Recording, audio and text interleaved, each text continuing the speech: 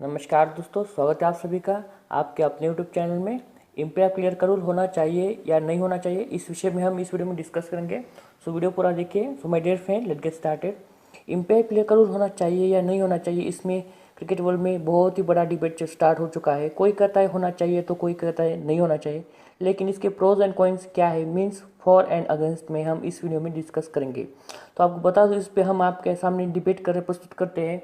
जब IPL teams and governing council की जो मीटिंग हुई थी, उसमें कुछ ने कहा था कि हमें चाहिए नहीं ख़त्म करो, जिसमें डीसी के ओनर पार्थ जिंदल जी का कहना है कि उनको इम्पैक्ट प्लेयर रूल अच्छा नहीं लगता। 11 वर्सेस 11 का मैच होना चाहिए, जो पुराना तरीका है वही मैच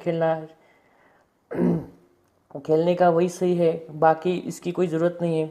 और हमारे ऑलराउंडर्स का क्या होगा। Let's we discuss to argument जो इस इम्पैक्ट प्लेयर का रूल के अगेंस्ट है। क्रिकेट खेल के कुछ नियम हैं जो आज से नहीं बल्कि क्रिकेट जब से स्टार्ट हुआ था तब से है कि 11 वर्सेस 11 का मैच होता है। बीच में कुछ समय के लिए सुपर सब का नियम आया था हालांकि, लेकिन उसमें क्या था कि टॉस से पहले आपको डिसाइड करना पड़ता था कि आपको कौन सा सब लेना है। तो एक टीम 12 प्लेयर्स के साथ खेल रही थी और दूसरी टीम 11 के साथ खेल रही थी। तो फिर लगा कि दोनों गलत है, बैलेंस ही ठीक नहीं बैठ रहा। तो इसमें टॉस के बाद लेना चाहिए या नहीं लेना चाहिए, फिर टॉस के बाद आपके पास विकल्प रहना चाहिए। इसी के चलते सुपर सेप का थोड़ा सा एडवांस वर्जन है, अपग्रेड वर्जन है इम्पैक्ट प्लेयर का।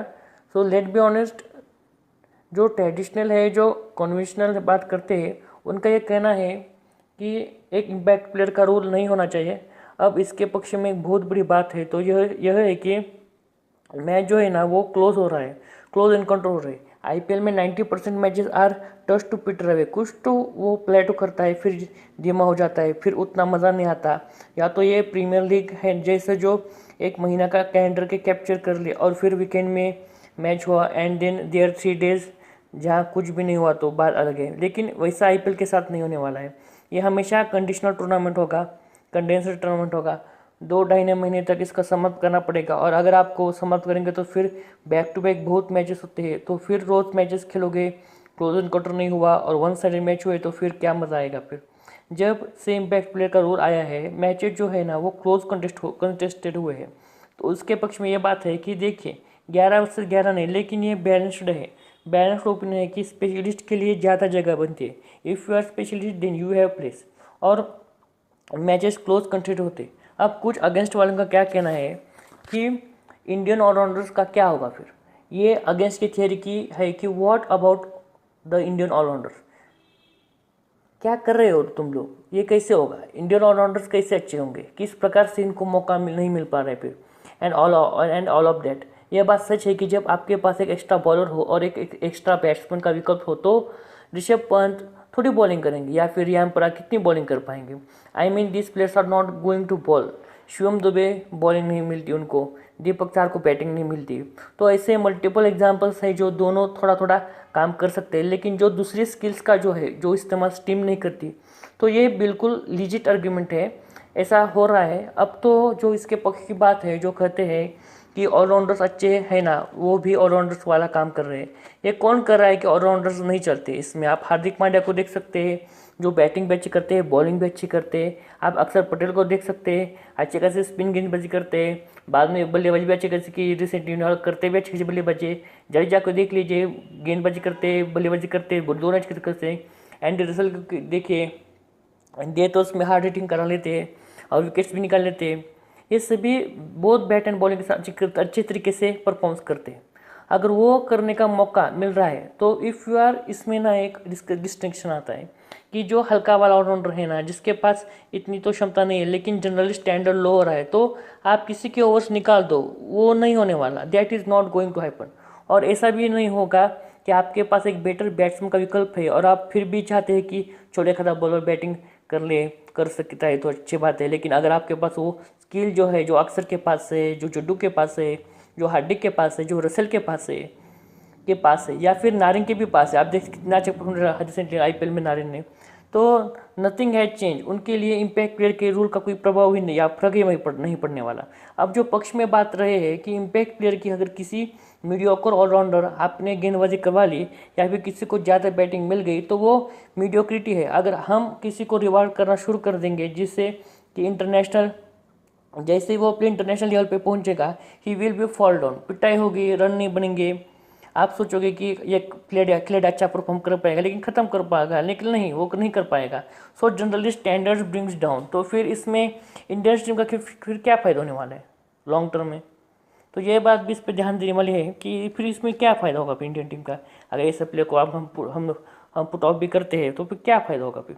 तो फॉर एग्जांपल देयर इज सेलम स्टिकर ट्रॉफी, भाई जिसमें हमने आपको स्टेज को रिप्रेजेंट करना होता है और दोनों काम बहुत ही अच्छे से करते हैं, तो eventually you will make cut. यार आईपीएल आते आते ते क्रेम डलता क्रेम कर लोगे यार तुम, उस तरीके से उसका इस्तेमाल नहीं कर सकते यार, तुम नहीं कर सकते कि चलो ये एक्सपेरिमेंट कर लेते हैं, यहाँ पे ब्रीडिंग ग्राउंड है बना लेते हैं। Personally I feel and I last but not the list. एक जो बढ़िया सा आर्गूमेंट है, किसको फ़ायदा हो रहा है? अगर मान लीजिए बीसीसीआई का, गवर्निंग काउंसिल का, आईपीएल का ये फैसला होता कि आप ओवरसीज़ भी रख सकते हैं इम्पैक्ट प्लेयर और इंडियन भी रख सकते हैं, तो 4 की जगह 5 ओवरसीज़ खिलाड़ी खिला सकते हैं। और अगर ऐसा होता तो ऑफ कोर्स स्टैंडर्ड थोड़ा सा और ऊपर जाता, क्योंकि बहुत सारे ओवरसीज़ खिलाड़ी होते हैं जो बाहर बैठते हैं, फिर उनको खेलने का मौका मिल जाता है। उन्होंने कहा कि नहीं, ओवरसीज़ तो मैक्सिमम 4 ही खेल सकते हैं, फिर क्या फ़ायदा? फिर इम्पैक्ट प्लेयर्स का रूल ही केवल भारतीय खिलाड़ियों के लिए है। 10 में से 9 बार ना है वो, तो वो भी एक अनकैप्ड इंडियन, 9 अनकैप्ड इंडियन खिलाड़ी होता है जो he is not able to make the cut, बतौर बल्लेबाज, बतौर गेंदबाज। लेकिन एक कोई बाहर जाता है और उसकी जगह वो आ जाता है, तो क्या हो रहा है सच्चाई में? अगर आप जैसे देखोगे तो 10 मुकाबले या 10 टीम्स हैं, 7 इंडियंस, 70 प्लेयर्स। जैसे ही इम्पैक्ट प्लेयर्स का रूल आया, 10 टीम्स, 8 प्लेयर, वो 8वां खिलाड़ी भारतीय है, तो 80 खिलाड़ी जो है वो भारतीय अब खेल रहे हैं। 10 more uncapped Indians are getting an opportunity. सही है कि गलत? दैट इज द होल, जो long and short of the story is this. पक्ष में भी है बातें, विपक्ष में भी है बातें, सो दोनों तरफ से हम पक्ष देख रहे हैं। पर्सनली मेरा मानना है कि इम्पैक्ट प्लेयर का रोल रहना चाहिए, जो अच्छा ऑलराउंडर होगा he will make the cut. और अगर आप अच्छी नहीं हो तो वेट करो, सैयद मुश्ताक अली ट्रॉफी है, विजय हजारे ट्रॉफी है, उसमें आप अपनी स्किल्स को निखारो और अपने टैलेंट को और अच्छे से निखारो। और जैसे ही आप आईपीएल के लिए लायक हो जाएंगे, आईपीएल में आपका स्वागत है ही, आईपीएल में को जरूर मौका मिलेगा ही मिलेगा, क्योंकि ऑलराउंडर्स तो सब कुछ चाहिए भाई। देखो एवन आफ्टर इम्पैक्ट रूल भी, बिकॉज जिसके पास ऑलराउंडर, जिसके पास बहुत सारे ऐसी टीम्स हैं जिसके पास अच्छे खासे ऑलराउंडर नहीं है, जो स्ट्रगल के लिए, अच्छे खासे ऑलराउंडर के लिए स्ट्रगल करे टीम्स, जैसे कि एग्जांपल देख सकते हैं राजस्थान रॉयल्स है, पंजाब किंग्स देख लीजिए, ये सभी और स्ट्रगल कर रहे हैं ऑलराउंडर्स के लिए अच्छे खासे। तो इस विषय में आपकी क्या राय है, नीचे कमेंट सेक्शन में लिखना ना भूलें। फिलहाल इस वीडियो में इतना ही। Do like, share and subscribe. I hope you enjoy the video. जय हिंद, वंदे मातरम।